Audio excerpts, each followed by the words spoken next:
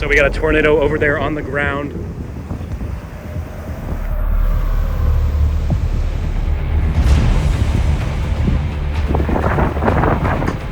It's still intense.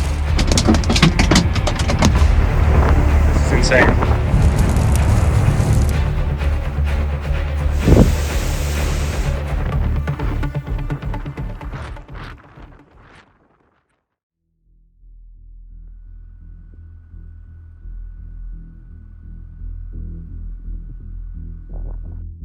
May 18th.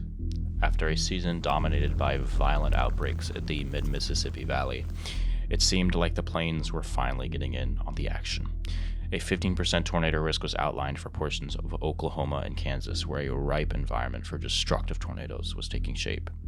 300 miles south, I'm in Texas. Why? Well, I live here. But I'm chasing a sleeper target, convoying with my buddy Chris, aka Falcon Storm Chasing, aka the king of sleeper targets. We patiently wait at a gas station along a dry-line bulge. These dry-line bulges are classic regions for storm initiation, as the dense dry air gets shoved into a moist air mass. This sends the moist air upward. We are just scouting where that shoving is going to happen. 30 miles south, we watched the towers shoot up. We stayed and watched. Sometimes they fail, but these didn't. They shot up quick, towering 50,000 feet in just under 30 minutes. These were the storms. Honestly, we just take this road in Stanford. It's going to be 2702. That'll take us southeast. Yeah, that's a good plan. And we'll split right between these cells. Yeah, we'll get right around it too. This one erupted just into a monster supercell in like 5 scans, 10 scans maybe. It went from 1,000 feet off the ground to 50,000 feet in like half an hour, maybe less. Maybe 20 minutes. Like, that's insane vertical motion. So this thing is just explosive, and they just issued a tornado watch, so things are looking pretty good. This thing's about to. This is not like yesterday. This thing's about to drop some monster fucking hail, like softball hail. And it's probably dropping golf ball to baseball right about now. But I mean, it's a healthy looking supercell if you look at radar. So I don't know. The tornado watch says several tornadoes likely. So. Honestly, it might be just as good down here as up in Oklahoma and Kansas. Even better, maybe. Concerned just because we're going to be hook slicing it almost. Like, we're going to be going between storms. Yeah. I mean, you can kind of see, like, I mean, I don't know if that's the left split over there or what that is, but we're going to get underneath here, so we should start getting, like, some sort of visual cues here. Yeah. Hopefully. Yeah. In like 15 minutes, okay? So it's going to be right there. Yeah, there's that warning. Oh, it's observed. Yeah, it's on the ground. Interesting, okay. Alright, we'll be on it, I guess. It's like right on top of us, dude. I know.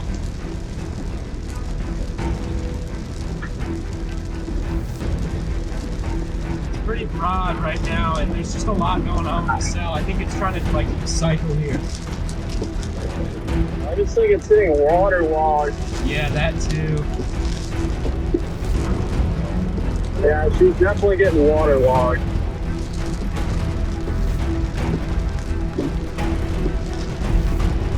Oh wow, look at that new scan. There's no way that's legit, right? Hang on. Let me take a look at spectrum width. That new We'll pull over right here just for a second. That new scan is insane. That new scan might be legit, actually.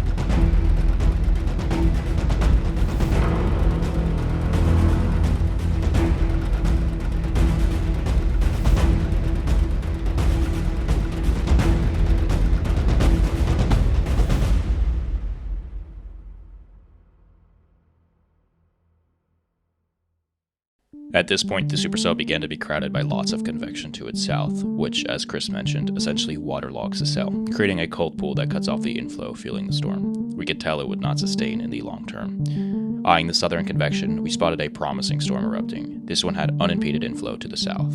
The SPC got onto this too, issuing a mesoscale discussion for the region. 70s dews were streaming into it, and it was taking in over 300 meters squared per second squared 0 to 1 kilometer storm relative velocity, or in layman's terms, lots of spin. The storm was about to go tornadic. After quickly stopping to get gas at Allsup's, a place known for their world-famous burritos, we made our way south to the new cell.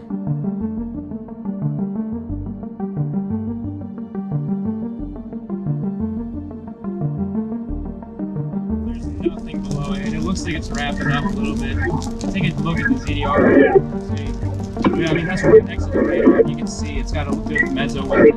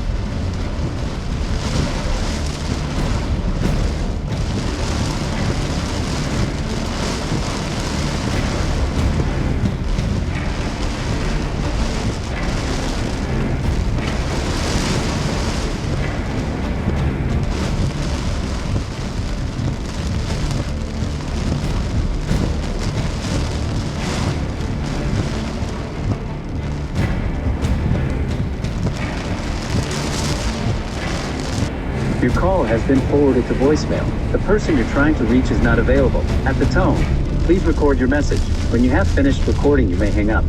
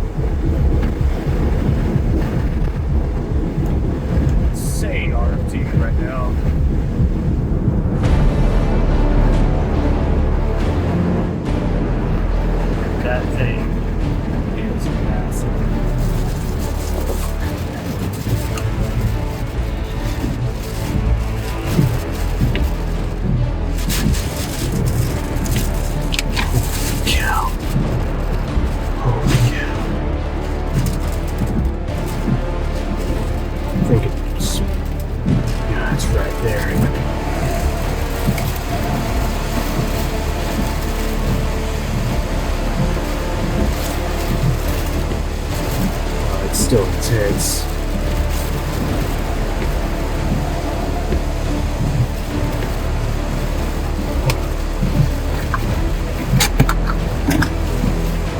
Gotta get out.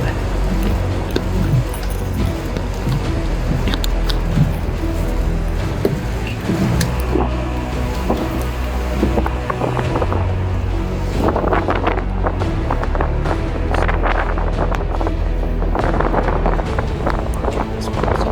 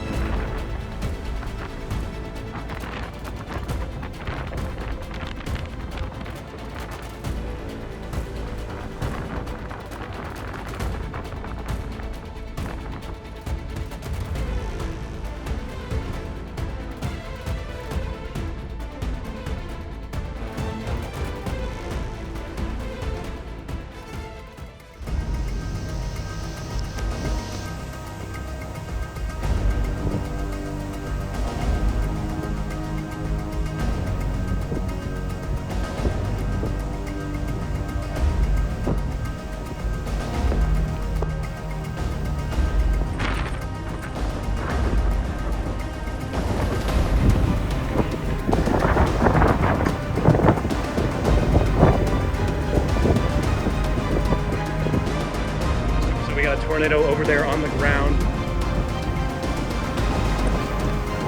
This is insane.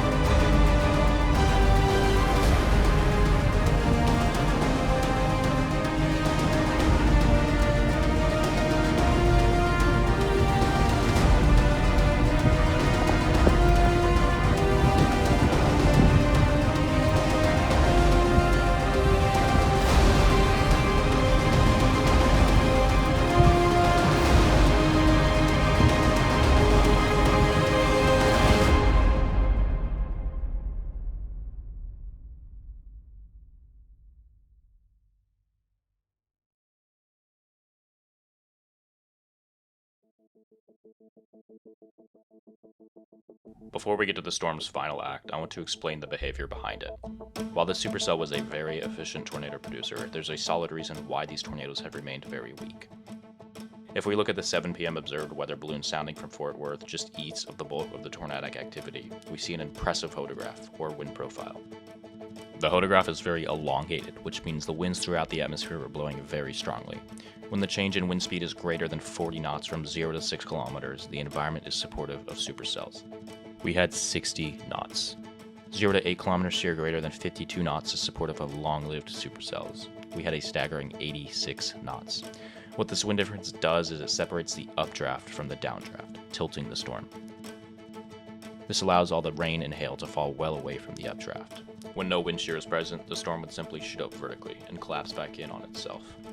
In addition to the impressive bulk shear, very strong winds are present in the lowest levels. Stronger winds in the low levels are absolutely crucial for tornado formation. Not only were these winds strong, they were also streamwise. What this means is that the spinning winds, or vorticity, the storm was ingesting were oriented very efficiently to where the updraft can tilt it vertically. The opposite of this is crosswise vorticity.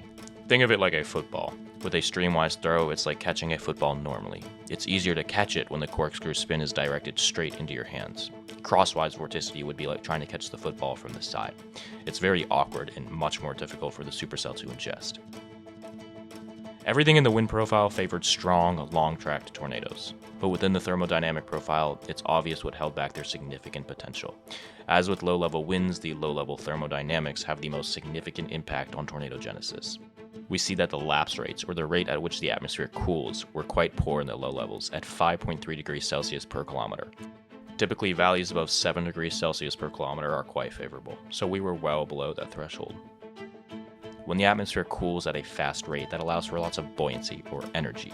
With suboptimal low-level lapse rates, the surface air does not accelerate strongly upward once lifted. Their vertical stretching needed to sustain a strong tornado is limited. Tornadoes were very efficiently produced and numerous thanks to strong shear, but they were weak, transient, and morphing, as there wasn't quite enough rising motion at the surface needed to keep them intact.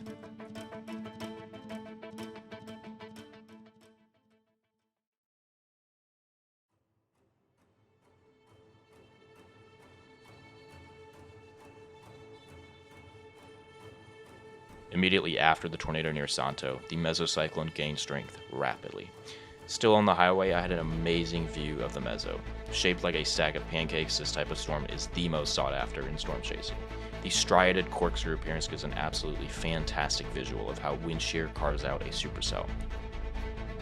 The mesocyclone grew rapidly in strength and size. It had now passed south of the highway, so I was to the north.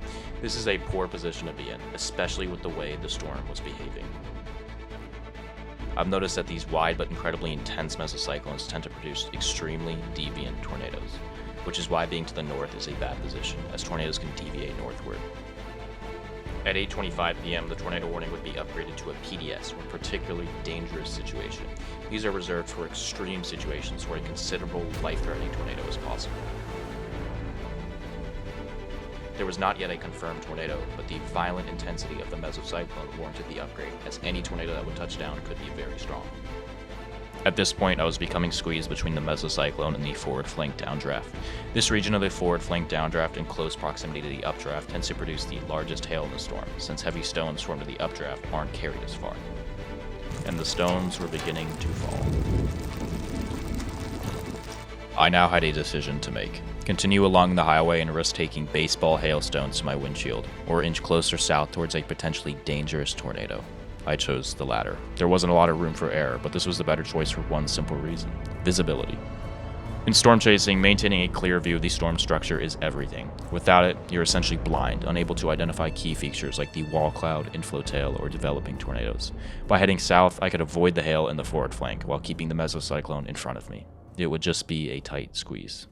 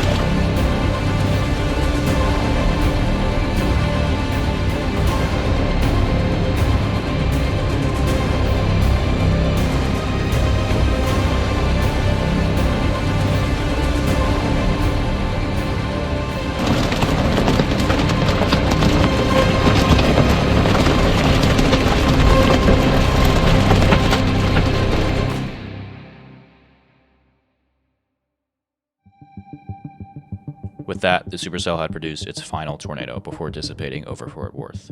The tornado was yet again weak, owing to the stable surface layer. It produced tree damage consistent with EF0 winds of 80 miles per hour. Alongside the first EF2 tornado near Albany, the second supercell produced a staggering 6 tornadoes along its 100-mile journey. Up north, the 15% tornado risk certainly verified, producing swaths of significant tornadoes in Oklahoma, Kansas, Nebraska, and Colorado. All in all, it was an incredibly classic Plains tornado outbreak, and goes to show you don't need to target the most intense area to have a successful chase.